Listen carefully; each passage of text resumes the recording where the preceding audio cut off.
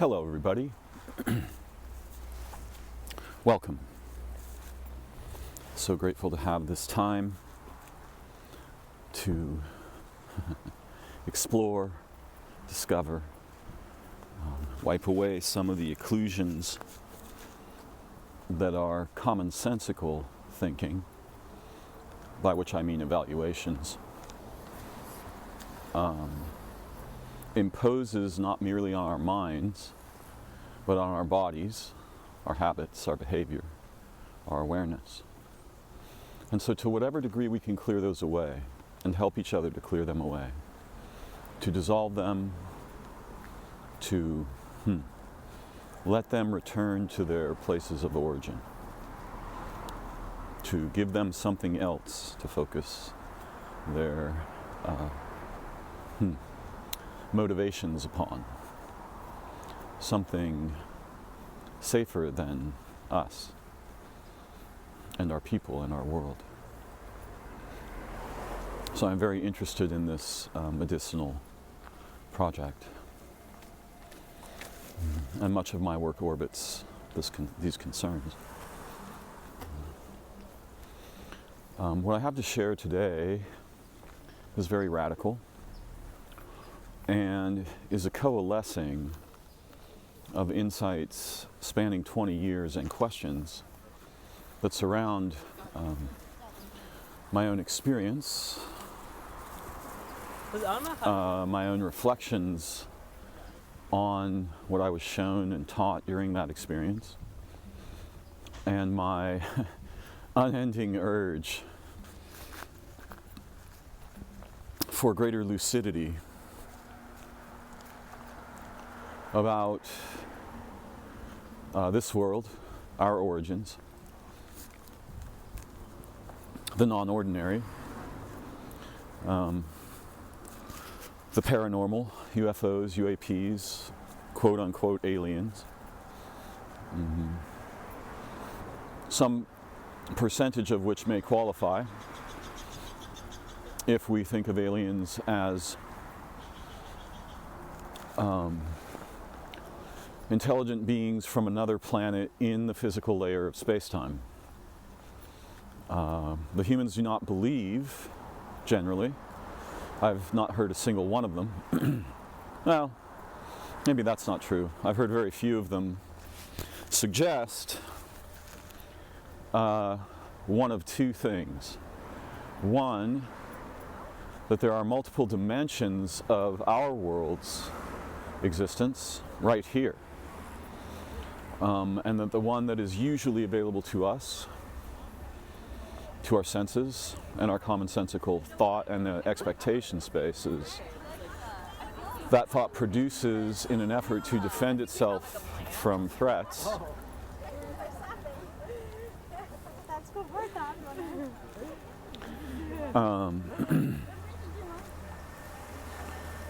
Sort of, we might say naturally, but very unnaturally, deny.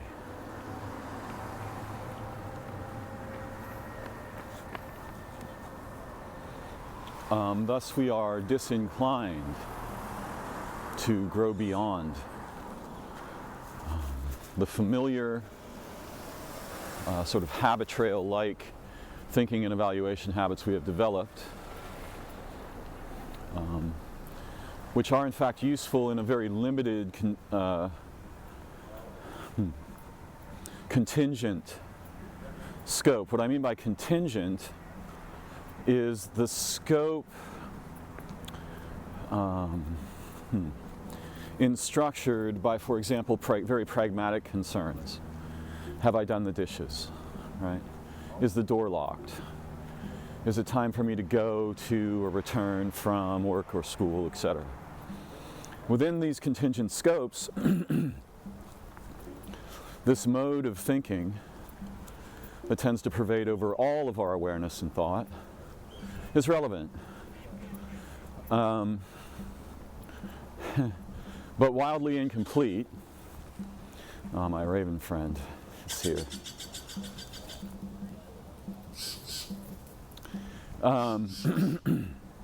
And is blinding because it blinds us to a vast array of faculties with which we could perform the same tasks, presuming that we're here to perform tasks, which we are not, more effectively, more safely, more intimately, more profoundly.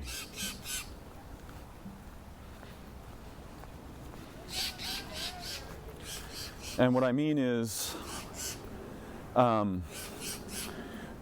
in our ordinary thinking, we cannot detect, without intuition and something resembling ESP, whether or not it is a bad idea to succeed at a task we have set ourselves, or to engage in this task. I'm reminded of an example. I was listening to Whitley Strieber, a fairly recent recording of his, I think, him speaking by himself, and he described an event where his fairly new and well-functioning Volvo just suddenly shut off while they were driving, and they were just stuck kind of in the middle of this place. He thought nothing of it. He didn't make anything of it. His wife was with him. Some years later, they met a very well-vetted psychic through what I think was the American Spiritualist Church, if I remember right. And the psychic, basically out of nowhere, just said, "Do you remember when your car broke down unexpectedly?" And Strieber was very surprised. He had not spoken of this to anyone. There was no reason to tell anyone about it. And he said yes. And the man went on to say something very peculiar. I'm not sure precisely what to make of it, though I have the ability to entertain it as if it is true without needing to decide whether or not it is true. This is the nature of perspectival liberty. If we are trapped by, "Oh, that's not true," or "I think that was made up," or whatever the, skeptical, threat-sensitive, ontological defense systems that wake up under certain conditions in our minds and masquerade as rationality when they are not. In any case, Whitley was told, your guardian angel turned your car off because a man had seen you and your wife, and it was his intent to follow you home and murder you that night. And you were rescued from this situation by your car breaking down. Essentially, your guardian angel shut the car off to save your lives.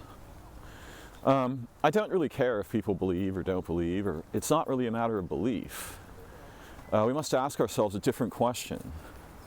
Has anything resembling this ever happened in the entire history of humanity? Because if anything resembling that happened even one time, then the phenomena exists, period. Right? It is accessible to our experience and our reflection, our speculation, our consideration. But under normal conditions, we are not endowed with the extra senses that would let us know things like, oh, you need to start an hour earlier today so that you will be in a different place later in the day and be present for a connection, right? A reconnection, a reunion of some kind that is crucially important to your life or development or family or needs or health or mind or whatever.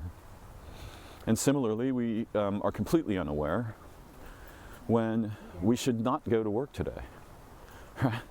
Which under ordinary circumstances we would be. And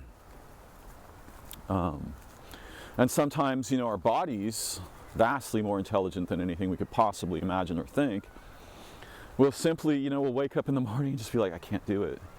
I don't feel right, right? So instead of knowing that we should pause, change our temporal pulse, we just go on going to work every day at the same time, even when on some days we definitely should be doing something else. But we're not aware in this way, most of us. And even those of us who are very sensitive, I am, or who are extremely intuitive, I can be under certain circumstances. Particularly when a beloved other being brings a problem to me, I tend to be sensitive and aware and very insightful unless I feel threatened or frightened or anxious, in which case, not so much.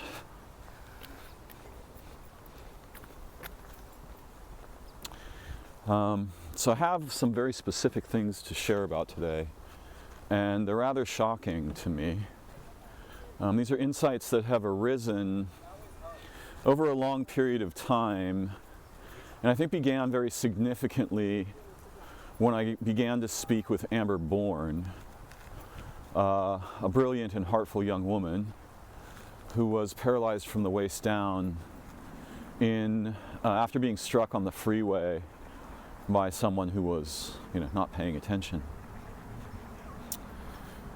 And we had a number of conversations, and it wasn't so much the content of the conversations, but it was rather as if Amber was carrying something invisible, probably even to her, that I became consciously aware of during our conversations. And this led to a cascade of insights. These relate to my experience in 2002 with something I could call a non-human intelligence complex. I have pet names for this experience. And I will discuss some of the insights that I was experiencing last night, which are speculative but extremely profound for me, shortly. Before I begin, I want to say something that's been on my mind for a few days, but I kept forgetting it while I was making my recordings. So we have these words. We have language, and the words we use matter a lot because they inflect what they point at with their connotations. So one example is ontological shock, right? This sounds very dangerous, like something you don't want to have. But actually you always want to have this. You want to be shocked out of the cages that have become well established in your mind, thought, expectation, experience, evaluations, ontologies, quote-unquote beliefs.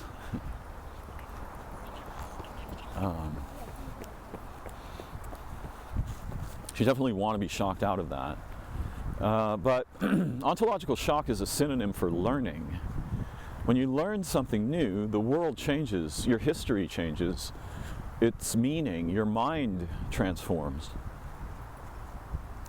So learning is another word for ontological shock, but it doesn't carry the same connotations. You see the problem I'm pointing at? If you listen to the CIA language about murdering people, they have, very sophisticated linguistic twistings that they can use to refer to an execution or a murder or a torture or something that make it sound very abstract and sort of not harmful. It's hard for me to remember any of them at the moment. Some of you, perhaps they will come to mind. Military language is very strange and deceptive, fundamentally deceptive, because it wants the people who enact its imperatives to feel as if they're just doing a task. It's just a task. Yeah, you have to succeed at the imperative, right? But the specific word that's concerning me today is this word normal, right? So you may often hear me use the word non-ordinary, by which I mean stuff that's inclined to threaten or impede or shatter our historically established expectation spaces. And this is one of the primary traps for minds. What we expect is mostly what we get. This isn't an advertisement for manifestation. and yet something at least vaguely resembling that is partly real, right? In that we can dream futures and live into them. Everyone knows this. Everyone who ever attempted to learn a skill or trade, a musical instrument, dance, art, they know that they sort of dreamed of doing it first, and then they walked forward in time into the manifestation of what they had dreamed. I have done this many times in my life. It is real. The off-the-shelf narratives about, you can just dream yourself a new Ferrari. I don't fucking think so, but I don't know. I just find that very objectionable. For a number of reasons. Even if it is true, the common human person has no idea what to wish for, unless it is their heart doing the wishing, rather than their thinking, right? I want a mansion and some sports cars and, to be surrounded by men or women or whatever, nonsense is desired. And I myself have had the capacity or the experience of being asked what I want in a situation where I can be granted nearly anything imaginable and things that are unimaginable, and picking something rather prosaic. Teach me about this story in Genesis with the snake and the tree and the man and the woman. And my teacher was like, what? No, I don't think you get the question. And this is the only time that it responded in any way similar to that with me. So I should have noticed, right, and paused. But instead I just pushed on more. I want to know how our species got broken, what happened, right? Tell me about this story. And of course it did tell me about that story. They did. But today's talk is an expansion on themes revealed during that story, or the many different stories I was shown, orbiting this fragment in the Bible that almost certainly was cribbed from something else. Whether it was Jewish or not, the original source, I have no idea. Seems unlikely to me, but it's conceivable. So, there are a variety of features of the UFO and UAP phenomena that are surprisingly coherent and unified across vast continua of witnesses, experiencers, testimonies from experiencers, so to speak. It's kind of a weird idea, right? Experiencers. It's almost like other people don't have experience. Only the experiencers have experience, which is, in this matter, somewhat reasonable. What the hell is going on here? I see. This tree is very important to raptors, possibly other birds. Okay, so this is going to be a pretty challenging for me, and I think surprising for my listeners talk, so strap in. I'm not asking you to believe anything.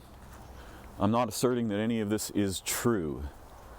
What I am saying is that it is very profound to think and see as if these things might be true, in the way that we do when we read science fiction or fantasy books. There are a number of features of the UFO, UAP phenomena and reports from people who have encountered or had communications with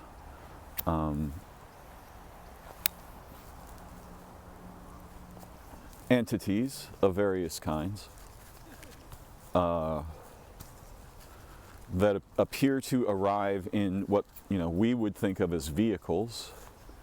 I would suggest that those are not merely vehicles. Those are a non-ordinary situation that may appear from the outside as a vehicle, without us being aware of its actual nature, because its nature is beyond the categories that we have entries for in our lexicons. But I need to circle back for a moment. We have these words, right? And I often use this word non-ordinary.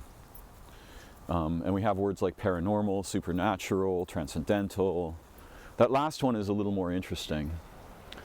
But the thing that I've kept forgetting to mention in my recent recordings, and just know that I have a bunch of recordings, probably 30 or so that I haven't posted. So you're not getting the sequence in temporal order of production. But here's the thing. There is no such thing as the ordinary. Not around here. What we think of as normal or ordinary is the result of being almost completely checked out, right? Just like if you were, plastered or entranced or enchanted or drugged, or you had been turned into a zombie of some kind. What we think of as the ordinary, to anyone who is actually present and aware, there are no ordinary phenomena at all, right? This whole domain that we think of as normal is a vast misapprehension that is affected primarily by the clumsy transfer of expectations from static physical objects like cars or silverware onto ourselves, our minds, our behavior, the world, the universe, time-space, origin, living beings. For anyone who is actually awake, there is no ordinary experience. All experiences are non-ordinary fundamentally. In other words, they are the impossible emerging into the real. So this whole idea of non-ordinary presupposes that there's an ordinary or normal, a norm, right, which is a clinical fiction of the laboratory. It's a derivation over the curve to produce an expectation space that is unjustified in its origins, natures, and implications. So let's just understand that together, right? This is why when I hear people like Rogan say something like, it's bananas, about something that violates their expectation space, I'm saying, no, you've got this backwards, Joe. What's bananas is your ridiculously collapsed and ineffective and nearly useless expectation array that apparently is supposed to filter out things you shouldn't take seriously, but actually filters out everything you should take seriously and provides you with a simulacrum that you should definitely not take seriously, and projects this on all phenomena, particularly phenomena we have no experience of. So yeah, there's no such thing as the ordinary. Normal is a fucking lie. Every moment of every living being is unique and impossible and transcendental in ways we are ill-equipped to conceive of, let alone reveal to each other. We can become equipped, and part of my work is oriented to effect this liberation.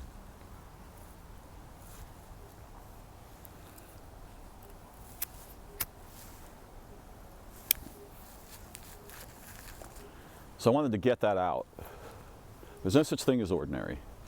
Ordinary is a result of being put to sleep by conceptual lies and systems and thrisps, processes, representations of experience that are not, that evict experience and shut down the vast array of extrasensory intelligences with which every single human being is naturally endowed, even if they are, quote, disabled, quote, or non-speaking or autistic, or, in other ways do not appear to us as whole, hale, normal, endowed as we are, etc. And these people who are unusual, they are shining stars of liberation for those of us who will pay attention to them. The ancient peoples were well aware of this. Moderns tend to think very confusedly about these matters. And they think, if I can't communicate with this person, if they can't speak English or language, they are not a full person. That is wrong. In many ways, they may be more of a person than the person that thinks that. But these ways are invisible once we begin to think that, you see? Because that thought will defend itself and we will identify with it.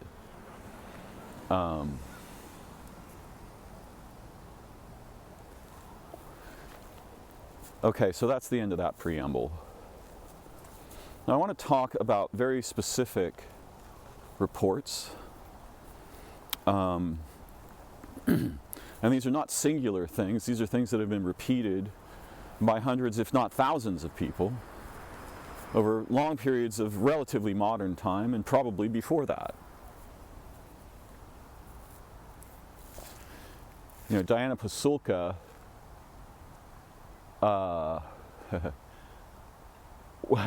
underwent ontological shock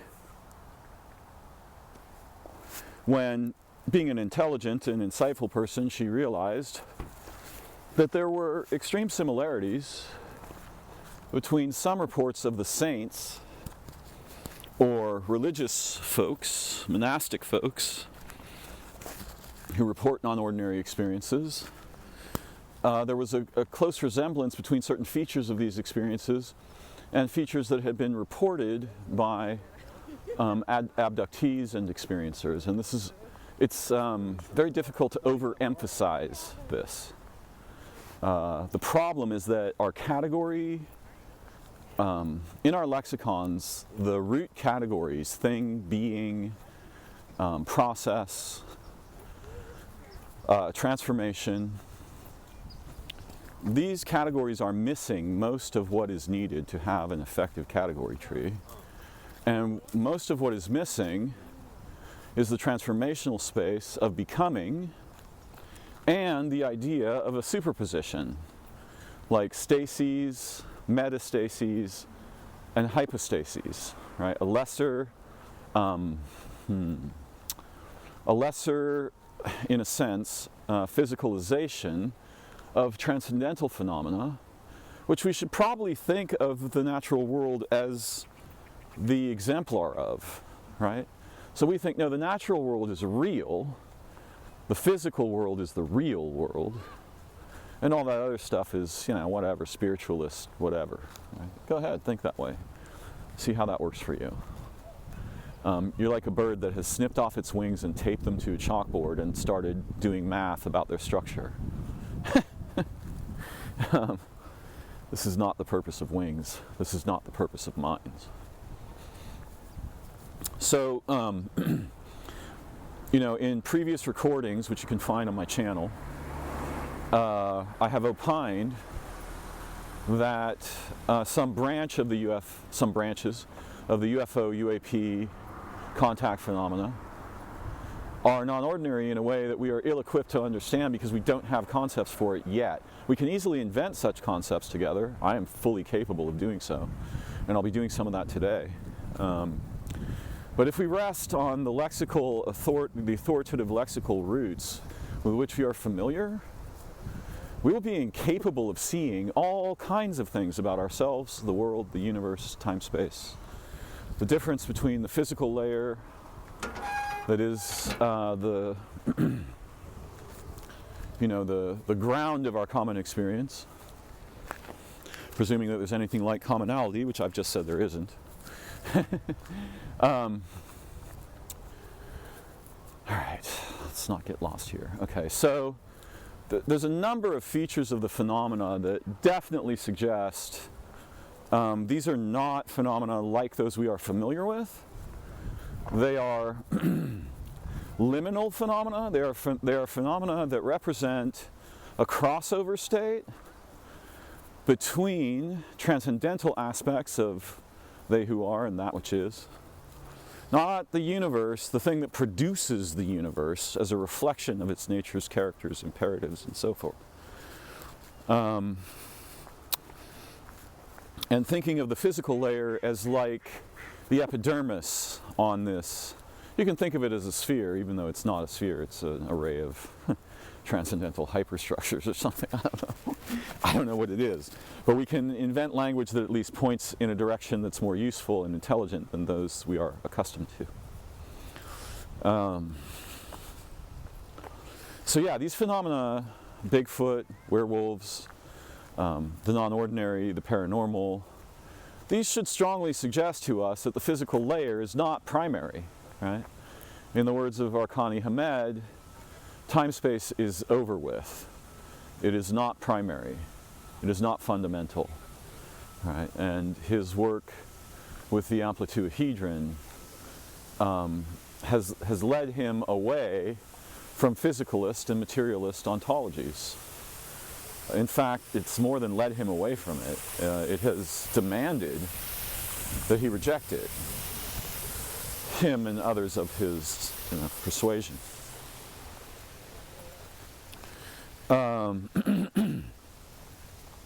So these phenomena represent bridge phenomena, where what we could think of as dimensions, they're not actually dimensions, but this is the word we have, that supervene over the physical, right? They are beyond the physical. The physical is in a way, a kind of representation of them, a coalescence of their character and nature and so forth, histories and futures.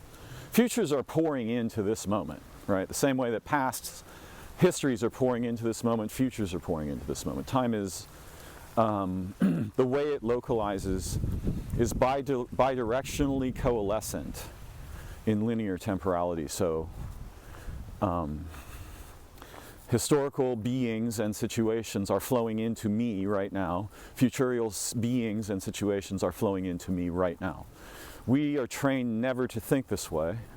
That's unfortunate, because what I'm describing, while not the truth, is vastly more like the truth than anything we are commonly told.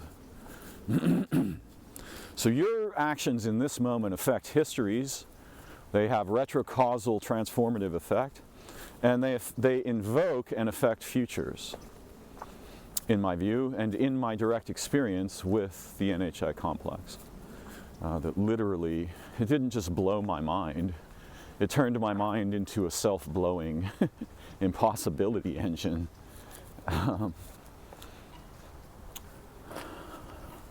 So these phenomena can be understood usefully, intelligently, to represent a crossover of phases, in a way, a kind of a mating between phases that are, quote, ordinarily. You can just, if I use this word normal or ordinary or common, just put an asterisk by it and realize I don't really mean that. What I mean is,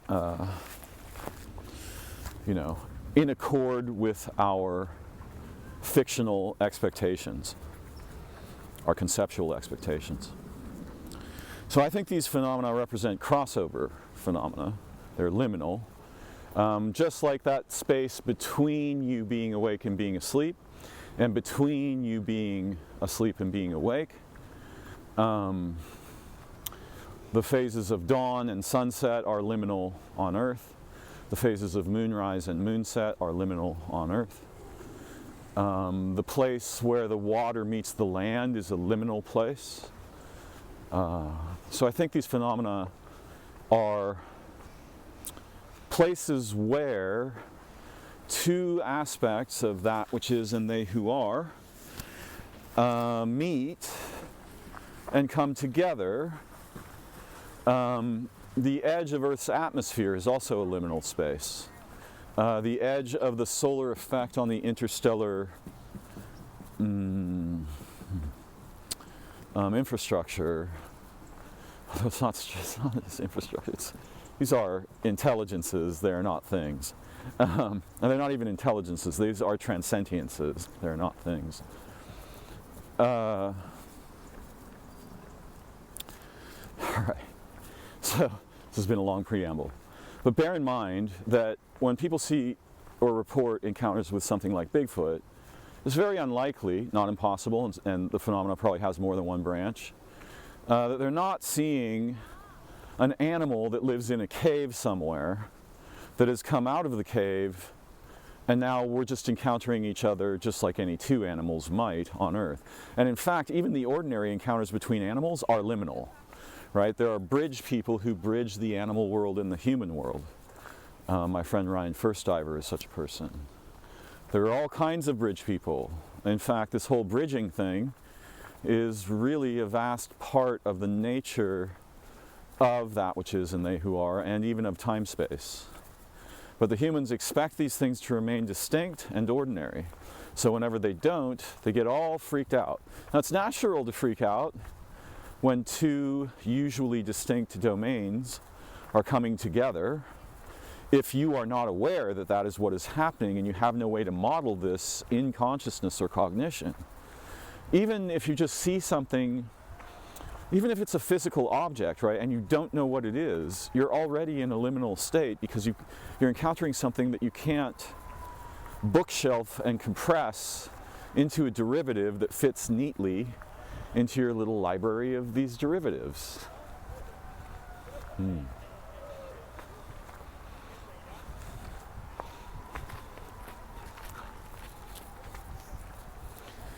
So, whenever we encounter something that is either inconceivable or doesn't fit in the regular category slots, we may experience terror. There may be other reasons to experience terror, not just that. We may also experience fascination or great excitement or possibly extreme enthusiasm. I've heard all of these reports from experiencers. And I've been listening to the reports of abductees, primarily on Eyes on Cinema, but also listening to some old Art Bell episodes and so forth, where people describe their experiences for the past couple of weeks. And something has come to my attention that is very strange and interesting to me. Your mileage may vary. So,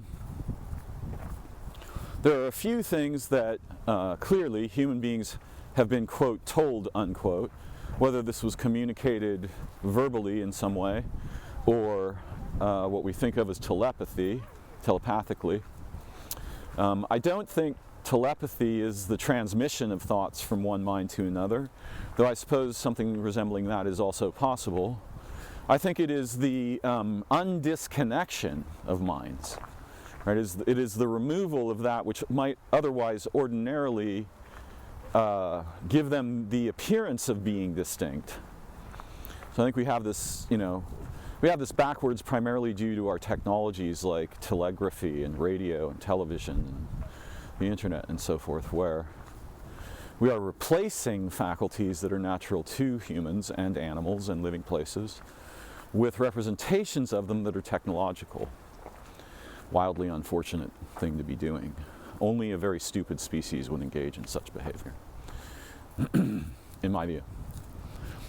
And you can just put the "in my view" thing on all of my statements.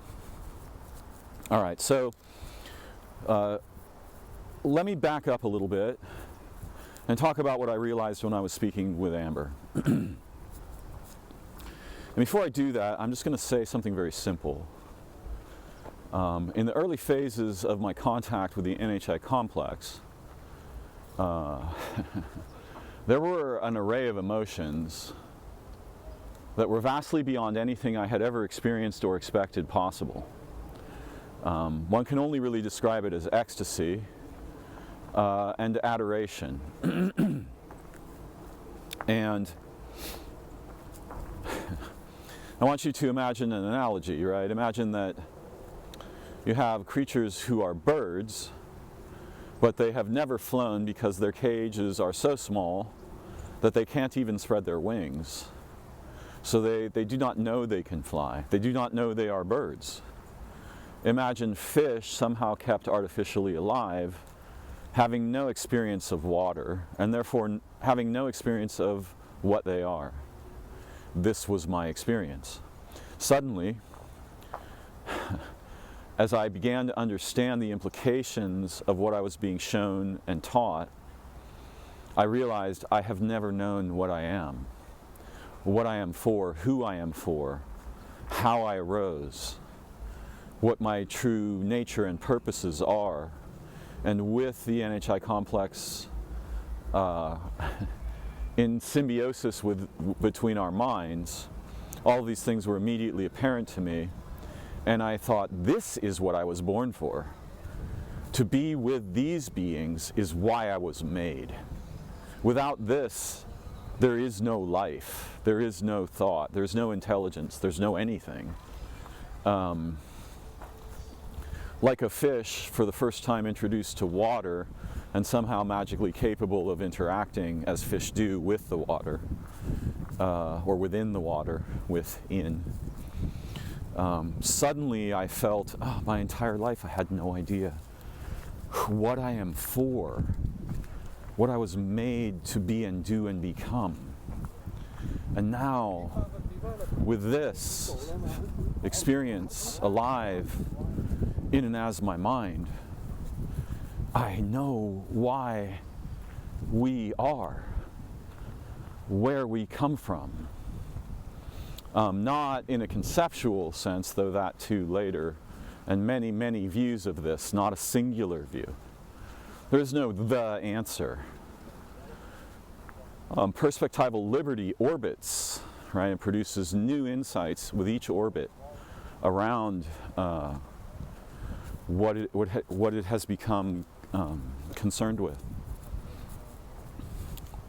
So in speaking with Amber, it occurred to me for the first time that we were, in a sense,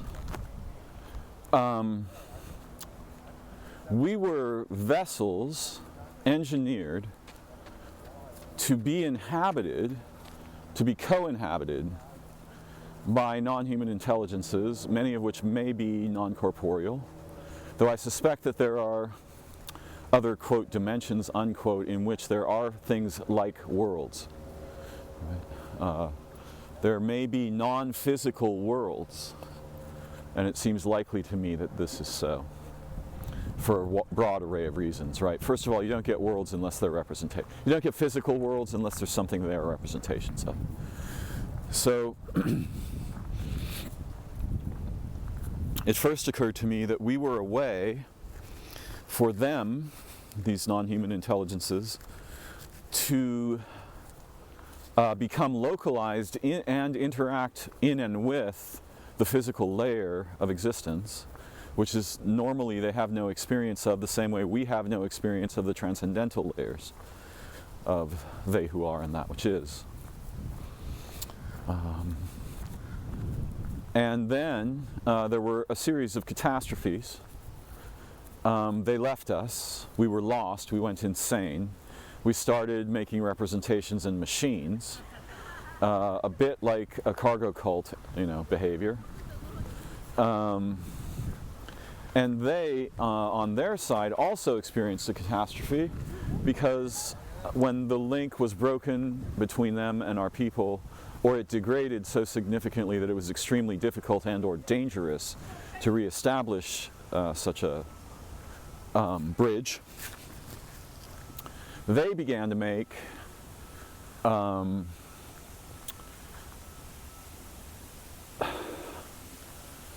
what we could think of as forms that they could inhabit that were not merely physical but could act and relate in the physical layer. And this is what the grays may mostly be. These are not, from this toy-like perspective, these are not organisms, right? They are partly organisms,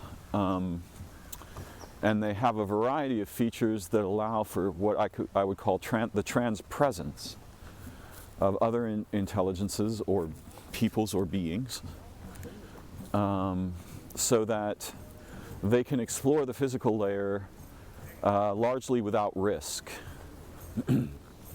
Or just like us exploring transcendental layers and those kinds of the dangers we might face there, them exploring the physical layer is fraught with peril.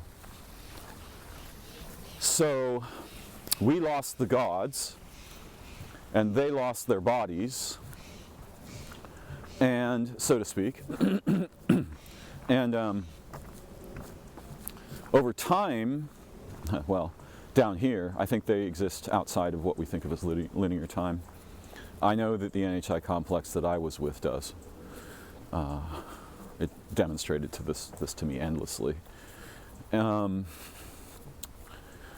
They developed vessels that somewhat resembled humans, that they could inhabit and traverse the between and arrive in the physical layer via a kind of transpresence. And okay, so this had occurred to me, and this is endlessly fascinating. I could opine on this for hours. But what occurred to me last night was even weirder.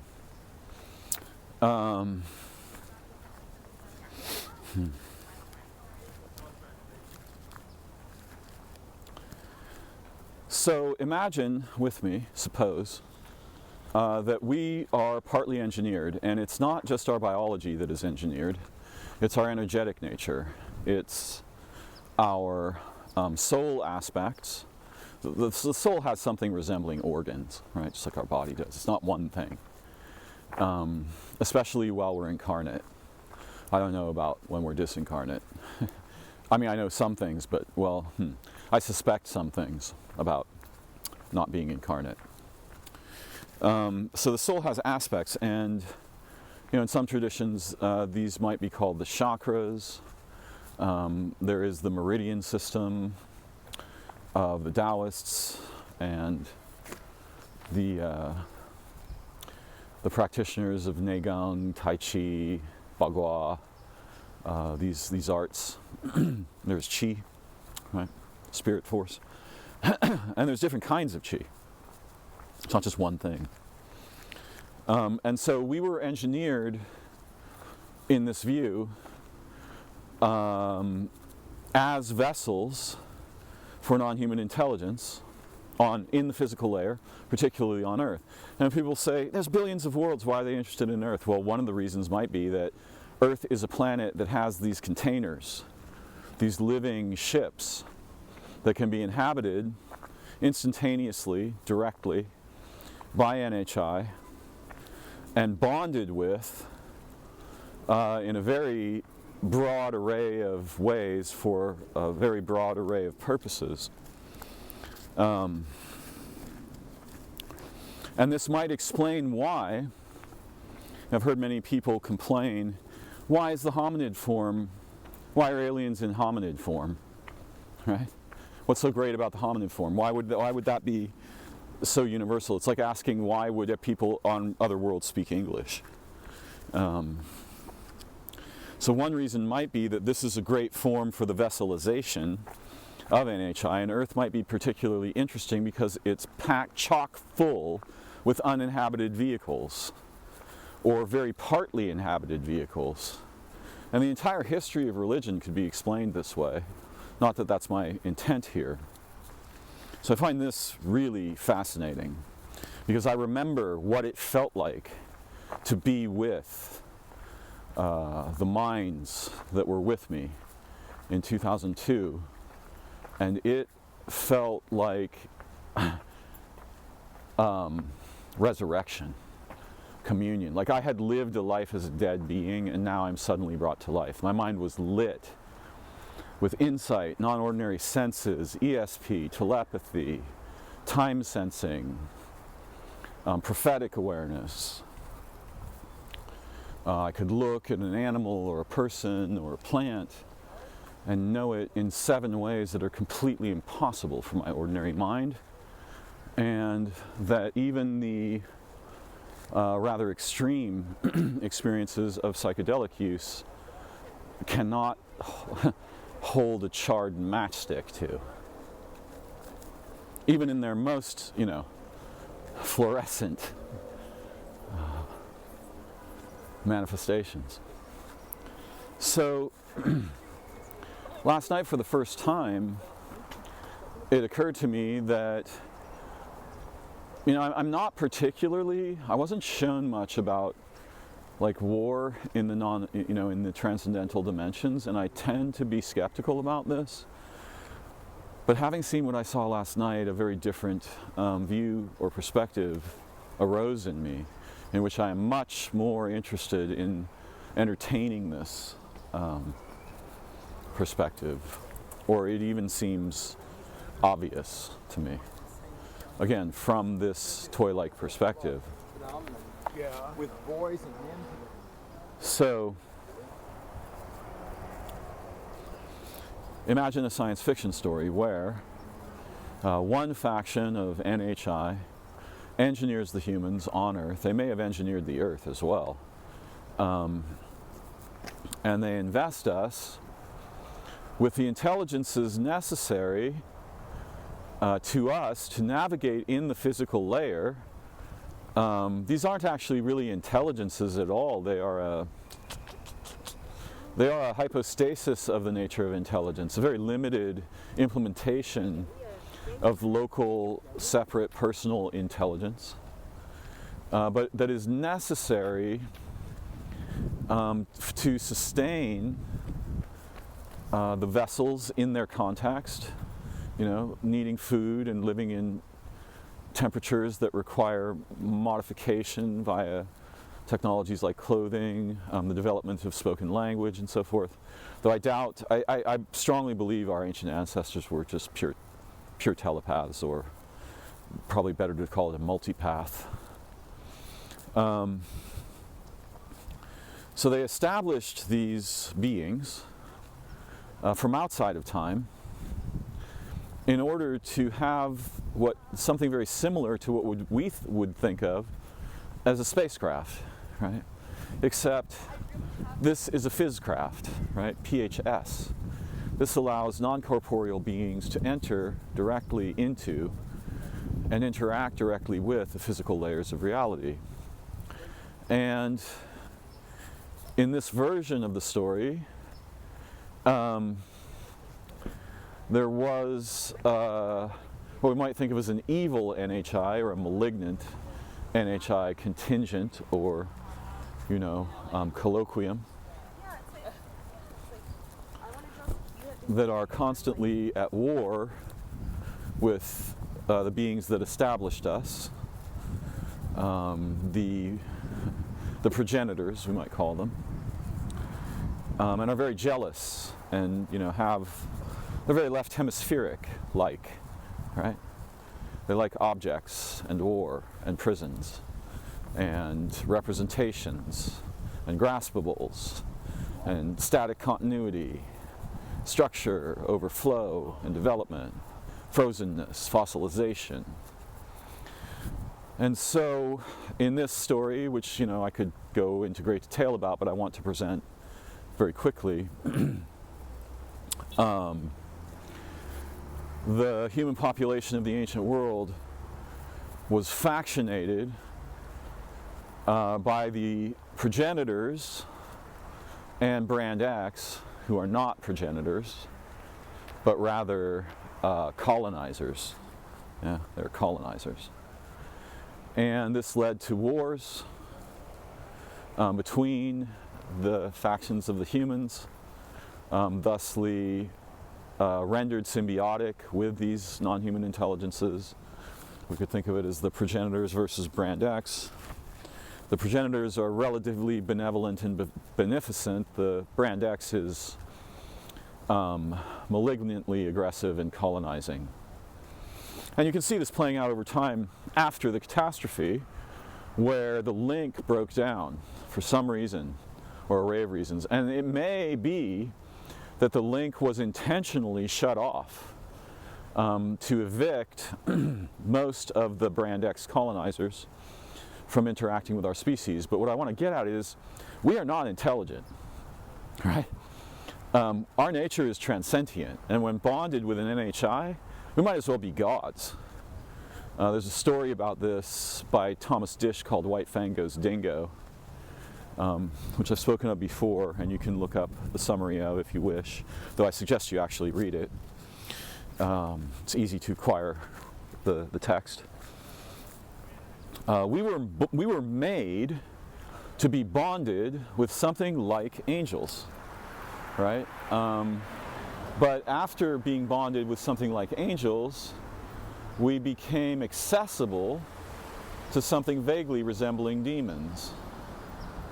And so when we hear experiencers tell us that the beings they met told them things such as, you don't know what you are, you don't understand your potential, right? We have the potential to bridge the transcendental and the physical. This is incredible. This is like being a kind of a living sun, right? A star, yeah, of the between. And over human history, you can see the war playing out in the genocides against anyone who could demonstrate non-ordinary capacities, and the bizarre biblical passages where Yahweh, apparently, may not be Yahweh, who knows, is demanding the abject slaughter of entire peoples, burn all their forests, destroy their groves, kill all their animals, just slaughter, right? There's nothing divine about that. That's not the proclamation of a god, right? That's the proclamation of something extremely dangerous and deleterious. So in this toy, over time, the sort of the two factions, and there may be many factions, I'm simplifying it for the sake of clarity. You know, the Progenitors and Brand X could be a conglomerate of rather desperate entities and so forth. They imprinted the humans, and then they disappeared, and the imprint lasts over generations. And so you will see the rise of individuals and groups that represent the colonizing Brand X, and similarly the not particularly warlike factions that represent benevolence and beneficence. And these factions are still at war today inside the human species on our world, and Brand X is certainly winning, primarily because the progenitor factions are not particularly prone to conflict, right? They can be catalyzed into conflict under certain circumstances, but generally they prefer loving, compassionate, intelligent, transcendent co-being, right? Because we are always more together than we can ever be apart. So yeah, the humans were weaponized by Brand X, and the weaponization has sustained itself, and technology, the war, prison, industrial systems, these are reflections of the natures of Brand X, not of human beings, not of the progenitors, not of our origin, right? In this toy perspective. I find this staggeringly provocative. I had already seen part of this story before, but last night other features of it were presented to me almost as if the NHI was interacting with my mind in a slower and gentler way that I might be able to survive or not be damaged by, because I'm much older now. I'm almost twice, well, that's not true. I'm, 23 years older than I was then. And I'm, I'm an elderly person now. I'm a senior citizen. So, see, there's some other features of this. Humans were weaponized.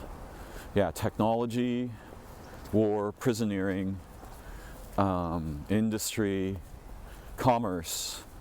These are things from Brand X. They're not from the progenitors. The progenitors don't. They're ways of enacting somewhat similar concerns and behaviors are vastly more soft and aware of what should not be done, right? Rather than, this is what must be done. Real intelligence is largely negative. It knows what should not be done. In this sense, could be understood as feminine. And we could even understand the progenitors as feminine and Brand X as the distorted masculine, which is everywhere apparent in our modernity. Not that women or people of indeterminate gender identification can't defect. They certainly can. We all do in various ways. I'll mention one more thing. It was vastly more difficult for me to defect in any way when the intelligence was with me. It was as if my mind was lit by virtue. It's by the spirit of virtue itself, in such a way that I just would simply not do most of the behaviors that had been previously part of my repertoire, my behavioral repertoire.